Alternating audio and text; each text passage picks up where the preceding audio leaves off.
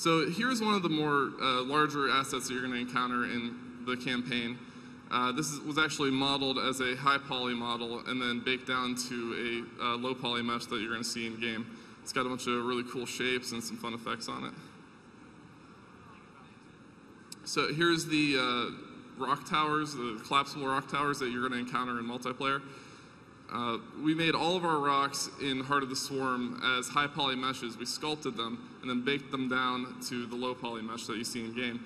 And this gave a bunch of advantages. Number one, we can make these rocks look much more rigid, and since they have unique UVs, we can actually bake in the highlights and the shadows into each rock, so you don't lose any detail when it goes into the shadow, like you do with some of the rocks in Wings of Liberty.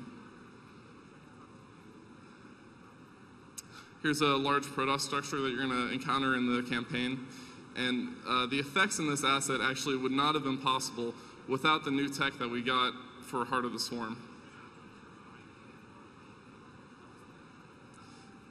So on that note, I'm going to pass it over to Dominic, and he's going to talk about some of the new improvements to the engine.